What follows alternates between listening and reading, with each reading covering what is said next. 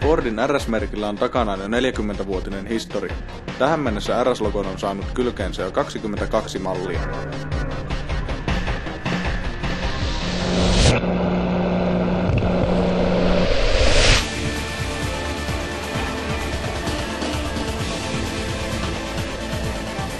Kesällä esiteltiin RS-perheen uusin tulokas.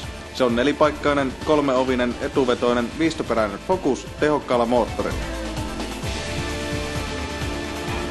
Ja se on vihreä. Jotta hemppäiset toivomukset pitää olla jonkun sortin olympiatason voimistele tansaa päällänsä ilman, että menee olkapää sijoiltaan.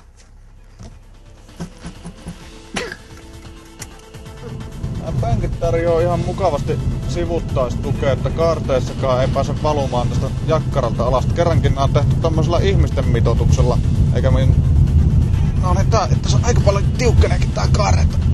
Ajo-ominaisuudet on ihan kivat kyllä, että tää istuu tiessä kuin liimattu.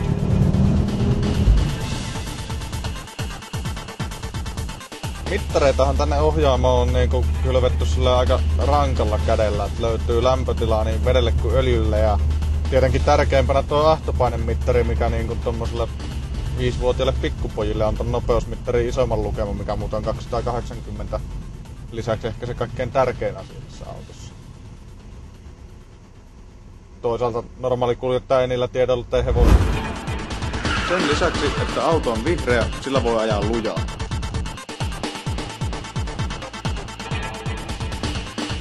Fordin patentoima Revo-Knuckle-konsepti pitää huolen, että etuvetoisen auton hevoset pysyy kiihdyttäessä kurissa. 2,5-litraisen 5-sylinterisen moottorin 305 hevosvoimalla ja 440 newtonilla täyttää helposti pari latoa.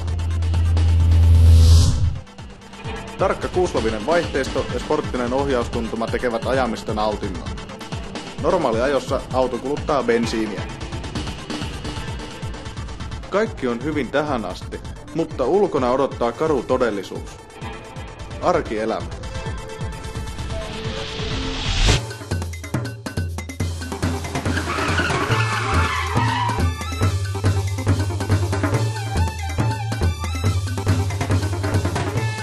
Täytyy sanoa, että tuo auto on vakuuttava hupikäytössä ja karnevaaleissa, mutta jotenkin näin harmaana arkena se on hieman